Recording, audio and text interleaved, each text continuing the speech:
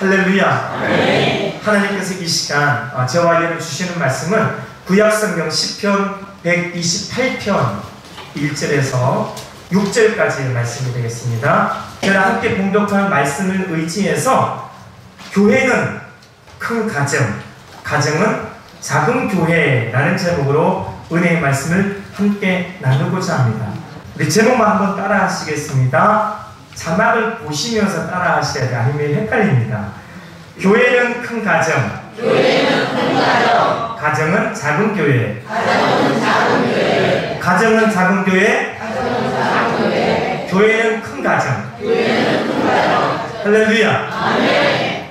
가정과 교회 그리고 교회와 가정은 공통된 특징이 있습니다. 둘 다 하나님께서 제정하셨고 하나님이 세우셨기에 둘 다 그 안에는 사랑과 행복과 기쁨 그리고 저와 여러분의 영혼력의 쉼, 안식처입니다. 가나안 화가가 이 세상에서 가장 아름다운 작품을 그려보려고 생각을 했습니다. 그래서 결혼을 앞둔 예부 신부를 찾아갔어요. 예부 신부에게 물었어요. 이 세상에서 가장 아름다운 것이 뭐라고 생각하십니까? 그랬더니 예비 신부가 그야 사랑이죠. 사랑은 눈물도 달콤하게 바꿉니다. 목사님에게 물었어요. 이 세상에서 가장 아름다운 것이 무엇입니까? 그야 당연히 믿음이죠.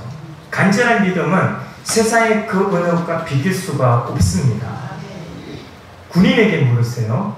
세상에 가장 아름다운 것이 무엇입니까? 그야 평화죠. 평화가 가장 아름답습니다. 평화는 아름답지만 전쟁은 추합니다. 이 화가는 사랑, 믿음, 평화 이 세 가지를 하나로 모으면 이것은 완벽한 세상에 가장 아름다운 작품이 될 것이다 라고 확신을 했어요. 그리고 집으로 돌아왔습니다.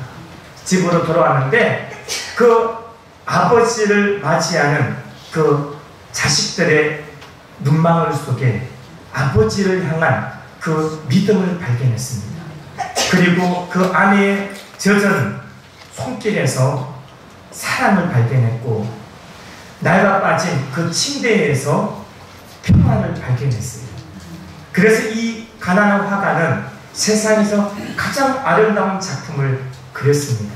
그 작품이 행복한 가정입니다. 아멘. 할렐루야. 아멘. 공감을 하십니까? 아멘. 5월은 가정의 달이에요. 아멘. 저와 여러분의 승기는 가정보다 행복하기를 소원합니다. 아멘. 하나님은 저와 여러분을 지으시고 만드실 때 아무렇게나 만들지 않았습니다.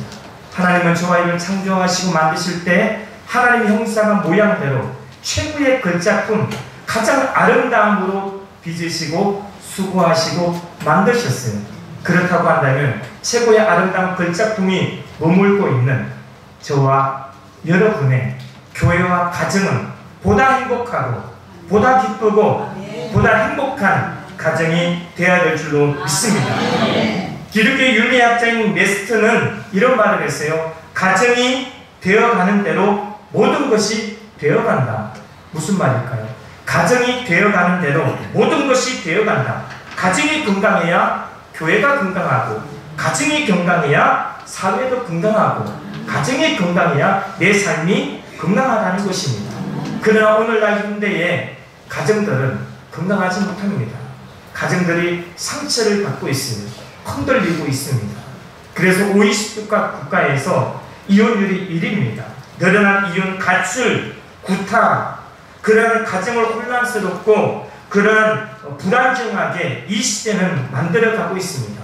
에덴 동산 최초의 가정 그 최초의 가정과 같이 완벽할 수는 없어도 우리가 이러한 문제의 근본 원인을 찾고 행복을 의지를 가지면 지금보다 이전보다 더 훨씬 행복한 가정이 될 줄로 믿습니다. 가정이 무엇입니까? 가정은 하나님께서 이 땅에 세우신 최초의 제도입니다. 하나님께서 인간에게 주신 가장 멋진 선물입니다. 하나님께서 의도하셨던, 하나님께 원하셨던 그 가정의 모습은 과연 어떠한 모습인지, 하나님 원하셨던 가정의 모습은 어떠한 모습인지에 대해서 오늘 본문을 통해서 한번 살펴보고자 합니다. 오늘날 이스라엘 백성들, 그 이스라엘은 아직까지도 오늘 본문의 시편 128편을 가정의 교과서로 삼고 있습니다. 하나님께 원하시는 가정, 가장 이상적인 그 가정은 어떠한 가정인지에 대해서 오늘 본문 말씀을 통해서 함께 살펴보면서 은혜 받고 도전받고 저와 여러분의 가정과 또한 교회가 보다 행복하고 보다 은혜롭고 보다 건강하시기를 주 예수님을 간절히 축원합니다. 아멘. 첫째, 야훼를 경외하는 가정입니다. 우리 1절 말씀해 보니까 야훼를 경외하며 그의 도에 행하는 자마다 복이 있도다. 뭐가 있도다? 복이 있도다. 복 싫어하는 사람 없어요. 사람 복을 참 좋아해요. 동서고금 남녀노소 빈부귀천할 것 없이 복 싫어하는 사람 없습니다. 유독 유난히 대한민국, 한국은 복을 참 좋아해요. 그쵸? 근데 이 한국 사람들은 기독교를 바라보는 시각이 기복신앙이라고 합니다. 그러나 기독교 국가, 미국, 유럽, 그 기독교 국가 그 어디에도 기복신앙이라는 단어를 사용하지 않습니다. 우리나라보다 더 복을 사모하는, 하나님께 틈만 나면 복을 달라고, 자녀의 복 주고 건강의 복 주고 재물의 복을 달라는, 우리나라가 더 복을 갈구했고 간절히 바랬던 이스라엘, 유대인, 그들 나라에는 기복신앙 단어 자체가 존재하지 않습니다. 왜 이런 현상이 이 대한민국에 나타났을까? 왜 기복신앙이 왜 나타났을까? 한쪽으로 치우쳤기 때문입니다. 한쪽으로 영의 축복, 영적인 축복은 우리가 무시한 채 육적인 복만 추구했기 때문입니다. 또 하나, 이기주의, 나 혼자만의 복을 받기 때문입니다. 하나님께 우리 거는 허락하시는 복은 나눔입니다. 이기심이 아니라 이타주의입니다. 나누고 베푸는 것이 하나님께 우리 거는 주시는 복이라는 것입니다.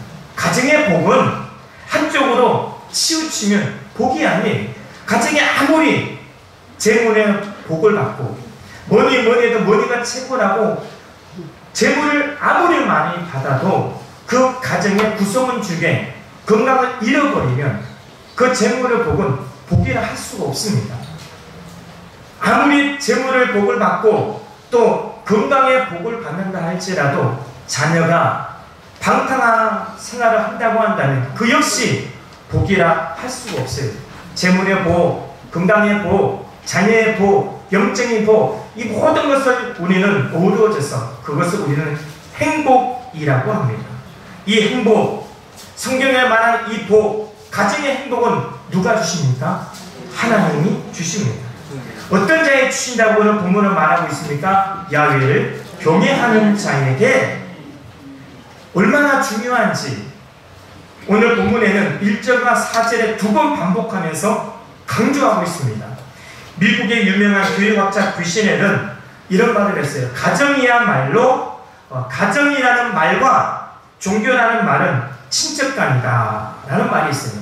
가정에 아무리 좋은 고가의 걸작품을 걸어놓아도 그 가정에 기도 소리가 끊어지고 또 찬양 소리가 끊어지고 그 가정에 예배가 상실된다고 한다면 그 가정은 행복할 수 없음을 말하는 것입니다.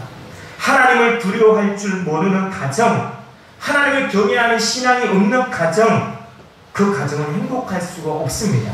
외관상으로 보면 화려해 보여도 참된 행복을 누리는 가정이 되지 못합니다. 가정과 교회, 그리고 교회와 가정의 본질적인 요소는 하나님입니다. 예수 그리스도입니다. 가정과 교회에 하나님이 가장이 되시고 예수 그리스도가 주인이 되면 그 가정의 모든 문제는 해결되는 것이고 모든 일들은 해결되어지고 합력해서 선이 되어지고 염려, 근심, 걱정이 사라지며 스트레스가 사라지며 그 가정에 기쁨이 넘치고 보다 행복을 가정을 우리는 누리게 될 줄로 믿습니다. 둘째, 수고한 대로 먹는 가정. 수고한 대로 먹는 가정. 2절 말씀해 보니까 내가 내 손이 수고한 대로 먹을 것이라 내가 복되고 형통하리라. 어떤 가정이 복이 있고 어떤 가정이 형통한 가정이라고 말씀하고 있습니까? 일한 만큼 땀 흘려 수고한 만큼 먹는 가정, 그 가정이 복되고 형통한 가정이라고 말씀하고 있습니다. 하나님이 지으신 이 세상에는 공짜가 없습니다. 범죄한 인간에게 하나님께서 말씀하셨습니다. 땀 흘려 수고해야 먹을 것이다. 하나님의 말씀이. 그래서 성경은 일하지 않거든 먹지도 말라고 합니다. 성경 우리가 이 말씀에 가까운 찬송가 두 곡이 있습니다.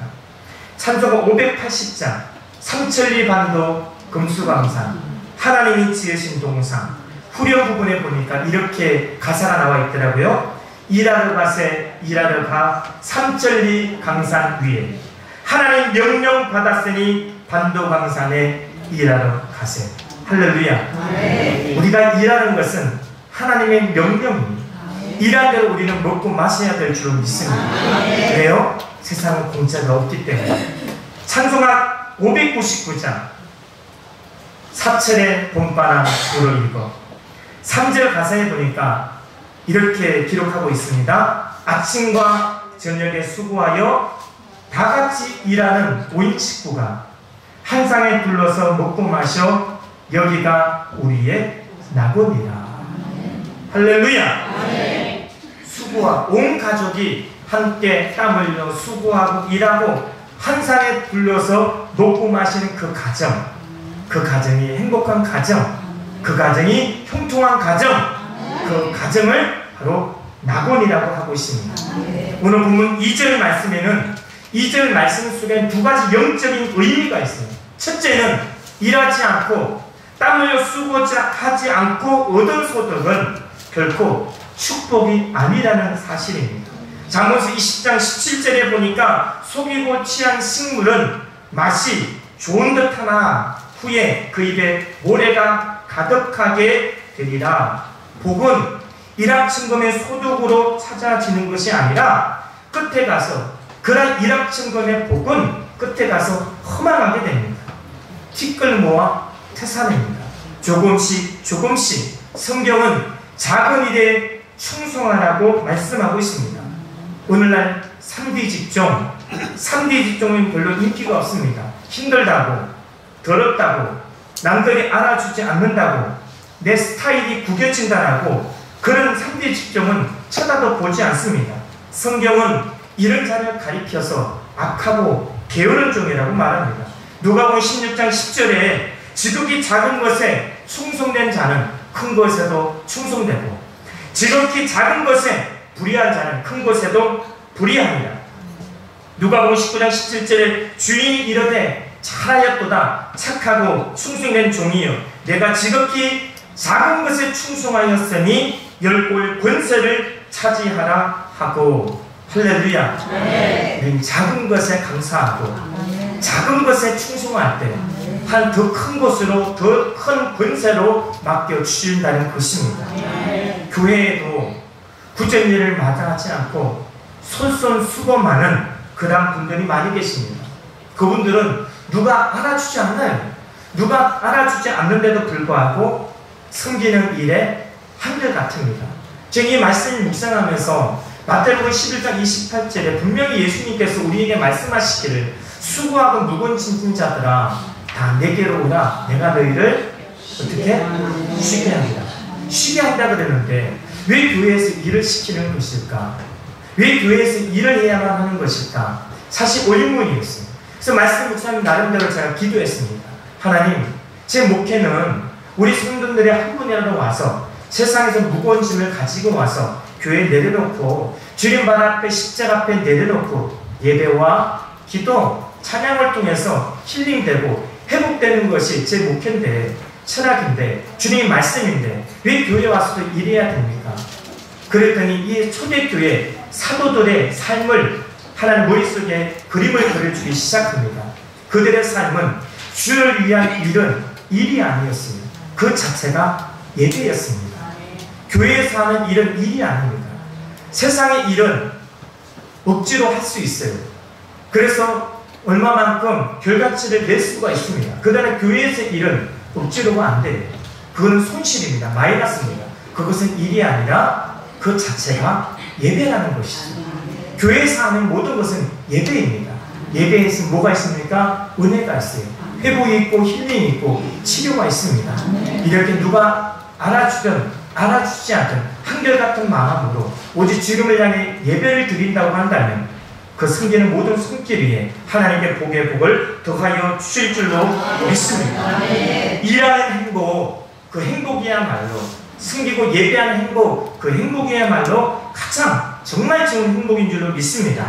진정한 삶의 의미와 보람은 일하는 것에서 우리가 찾을 수 있습니다. 그것이 바로 저와 여러분을 향한 하나님의 섭리입니다.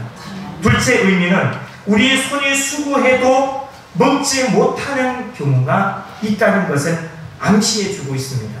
이 말씀이 굉장히 중요한 말씀인데 우리 한번 같이 성경 한번 찾아보겠습니다. 구약성경 학개서 1장 6절 말씀 한번 찾아보겠습니다. 6절 말씀 우리 같이 한 목소리로 천천히 읽겠습니다. 시작. 너희가 많이 뿌릴지라도 수확이 적으며 먹을지라도 배부르지 못하며 마실지라도 흡수하지 못하며 입어도 따뜻하지 못하며 일꾼이 싹을 받아도 그것을 구멍 뚫어진 전대에 넣음이 되느니라. 얼마나 안타까운 말씀입니까? 실제로 많은 사람들이 일을 많이 해요. 많이 수고하여도 거두지 못하는 경우가 있습니다. 그렇다면 이러한 결과에는 근본적인 이유가 있어요. 근본적인 원인이 있습니다. 그 원인, 왜 이런 현상이 나타나는가? 열심히 심고 열심히 일하고 열심히 땀 흘려 수고하는데 왜 열매가 없고 결과치가 없는지 그에 대해서 정확히 성경을 또 말씀하고 있습니다. 9절 말씀 우리 함께 읽어보겠습니다. 시작. 너희가 많은 것을 받았으나 도리어 적었고 너희가 그것을 집으로 가져갔으나 내가 물어버렸느니라. 나 만군의 여호와 바라노라. 이것이 무슨 까닭이냐? 내 집은 황폐하였으되 너희는 각각 자기의 집을 지키기 위하여 빨랐습니다. 아멘. 이 까닭, 그러한 까닭, 그 원인은 무엇인지에 대해서 말하고 있습니다.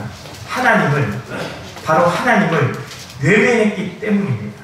하나님을 외면한 결과 그 집이 황폐해졌습니다.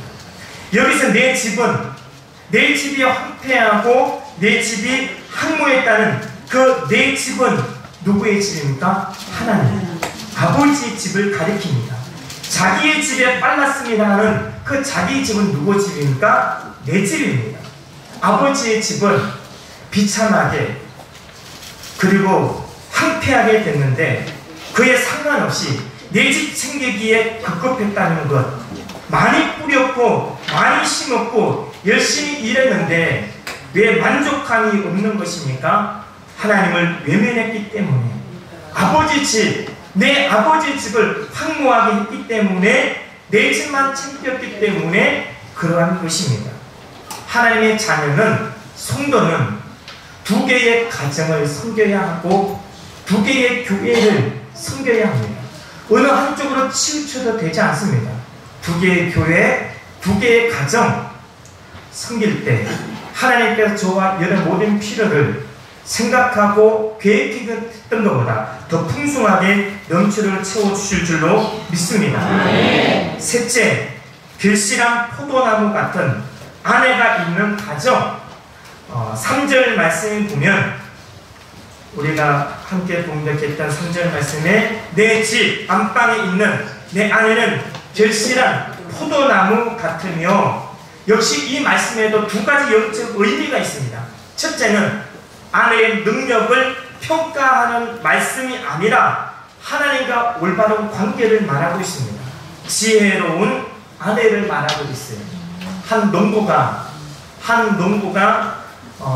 부인의 동의를 얻어서 좋은 말을 바꾸기 위해, 준말을 바꾸기 위해 집에서 길르던 말을 가지고 시장을 갑니다. 시장을 가는 도중에 살찐 암소의 마음이 빼앗겨 버렸어요. 그래서 이 살찐 암소와 말을 바꿉니다.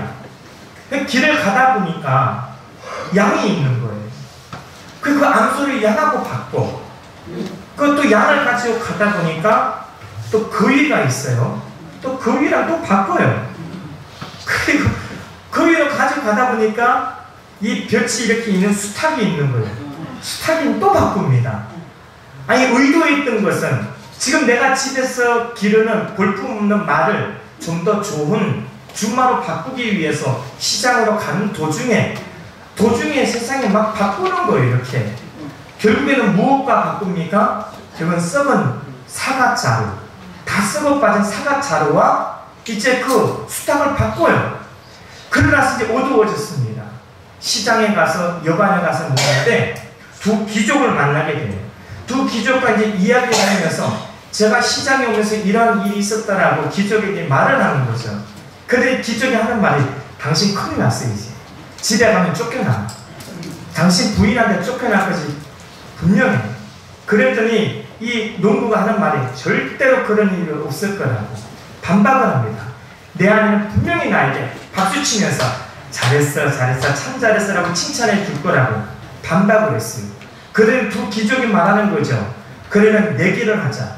만약에 당신이 그렇게 칭찬을 받으면 우리가 가지고 있는 모든 금은부화를 당신에게 다 주겠다. 그렇게 약속을 했어요. 그 이튿날 이 농부가 집으로 돌아갔어요. 아내의 반응이 어땠을까요? 세상에 박수치면서 칭찬을 하고, 내가 지금 식초를 담그려고 했는데 어떻게 내 마음을 쏙 알고 그렇게 썩은 사과를 가져왔냐. 그래서 이 가난한 농부가 그 말 때문에 큰 부자가 됐다는 이야기입니다. 가정의 남편, 가정의 아내는 평가하는 게 아니에요. 능력이 없다고 구박하고 잔소리하는 게 아닙니다. 하나님 주신 선물이에요. 그 선물은 존중하고 인정해주는 것입니다. 존중하고 인정해줄 때 그 안에 우리는 비로소 그 안에서 우리는 사랑을 발견하게 되는 것입니다. 가정의 행복은요, 가정은 행복을 싣는 텃밭이라고 해요. 행복의 텃밭은 얼마만큼 내가 가꾸느냐에 따라서 거기서 행복의 좋은 열매를 맺을 수가 있는 것입니다. 둘째, 결실한 포도나무는 안방에 있다는 사실을 주목해야 돼요. 어디에 있습니까? 그 안에 포도나무는 안방에 있습니다. 이전 성경에는 내실 안에 있는 거예요. 이것은 무엇을 말합니까? 있어야 할 자리에 있어야 돼요. 있어야 할 자리에 이탈하면 문제가 발생합니다. 남편이 있어야 할 자리가 있어요. 그 남편은 남편이 있어야 할 자리에 있어야 되고, 아내는 아내에 있어야 할 자리가 있어요. 그 아내의 자리가 있어야 합니다. 하나님께 이 땅에 처음 가정을 제정하실 때는 각자 자리를 배치하셨고 또 질서를 세우셨습니다. 가정의 질서가 무너지면 안 됩니다. 시골에서 노부부가 살고 있었어요. 노부부가 살고 있었는데 그 부인이 먼저 세상을 떠났어. 도시에 있는 아들이 그 혼자 사는 그 아버님과 너무 불쌍하고, 혹시 불의의 사고나 당하면 어떻게 합니까? 그래서 그 아버지를 도시로 모시고 옵니다. 근데 아버지가 집에 와보니까, 아들 집에 와보니까 이상한 거예요. 도대체 이해할 수가 없어요. 위계 질서가 없습니다. 집안에 보니까 서열이, 그 며느리가 서열 넘버 1이야. 그리고 손자, 손녀들이 넘버 2. 자신의 아들이 넘버 3. 기가 막힌 거예요. 근데 하루는 이제 넘버 1이 외출을 한 거죠. 넘버 1이 누구라고요? 너희가 외출을 했어요. 한참 오랜 시간 아침에 나가 세상에 저녁에 들어왔어요. 세상에 아침에 나가서 저녁에 들어오면서 그 딱 들어오면서 현관문에 들어서면서 그 시아버님에게 첫 마디가 미미에게 밥 줬어요? 그래. 미미가 누구예요? 애완견. 아니 할아버지가 이 시합에 듣자 보니까 자기의 서열이 아니 애완견보다 못한 거예요. 나는 지금 쫄쫄 굶고 있는데 며느리가 아침에 나가서 저녁에 돌아오면서 아버님 식사는 하셨습니까?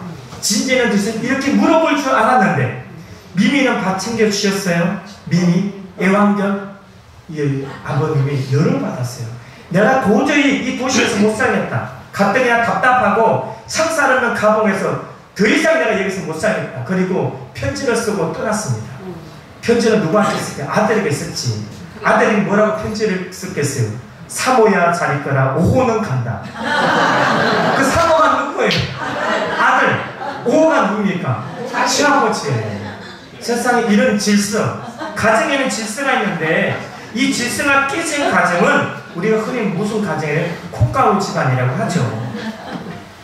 질서가 있고 자리를 이탈하면 행복의 열매는 맺을 수가 없습니다. 여러분 타이타닉 아시죠? 타이타닉의 주제가가 있어요. 이 타이타닉의 이 주제가 목소리 한번 들어보십시오. 이 여인은 셀린 디온이라고 세계 최고의 여가수였습니다. 인기 정상을 달렸어요. 그리고 맑은 음색과 그의 가창력은 그 당시에 따라올 사람이 없었습니다. 인기 최정상에 달리고 있던 그녀는 불현듯 부와 명예를 거절하고 가정으로 돌아갑니다. 그래서 가정을 돌아가는 그 셀린 디온에게 기자들이 질문을 했어요. 아니 세상에 지금 인기가 최절정이고 이런 부와 명성을 버리고 왜 가정으로 돌아가시고 은퇴하시려 합니까? 내가 있어야 할 자리는 이곳이 아니라 가정입니다. 내 가정에는 지금 후두암으로 병투병을 하고 있는 암투병을 하고 있는 내 남편이 있습니다. 내가 남편을 지켜야 되고 이제 남편에게 받은 그 사랑 빚진 그 사랑은 이제는 내가 갚아야 할 때입니다. 아내는 있어야 할 자리가 가정입니다. 하나님이 정해주신 아내의 위치는 어디까지나 안방, 곧 가정입니다. 아내는 가정을 지켜야 돼요. 그 아내가 어떻게 가정을 지킵니까? 기도를 지키는 것입니다. 아내의 기도, 그 아내의 기도는 남편을 살립니다. 그 어머니의 기도는 자녀를 성공시킵니다. 아내가 기도할 때 가정은 보다 행복하게 든든히 서게 될 줄로 믿습니다. 마지막 넷째, 성전을 바라보는 가정. 본문 5절에 보니까 야훼께서 시온에서 내게 복을 주실지어다. 너는 평생에 예루살렘의 번영을 보며. 여기서 시온과 예루살렘은 성전을 의미합니다. 하나님께서 야훼를 경외하며 그 도를 행하는 사람에게 복을 주시는데 그 복은 어떤 복입니까? 그냥 하늘에서 뚝 떨어지는 그런 복이 아니라 성전을 통해서 성전을 경유해서 복을 주십니다. 하나님께서 이 세상, 죄악 많은 세상에 교회와 가정을 제정하시고 교회와 가정을 손수 지으셨습니다. 교회와 가정 이외에 모든 것은 사람들이 지었어요. 사람들의 필요에 의해서, 사람들의 유익을 위해 사람들에 의해서 지어진 것이 세상입니다. 세상의 공동체, 세상의 건물입니다. 그러나 교회와 가정은 하나님께서 손수 지으셨고 제정하셨습니다. 그래서 교회와 가정은 불가분의 관계입니다. 뗄래야 뗄 수가 없습니다.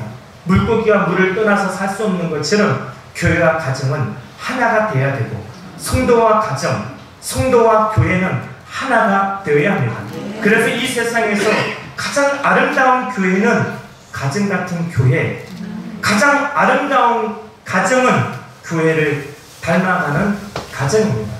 바라옵기는 저와 여러분이 하나님이 주신 이 말씀을 마음판에 새기시고 보다 행복하고 보다 아름답고 보다 건강한 가정들을 세워나가시기를 주 예수님을 간절히 축원합니다. 기도하겠습니다.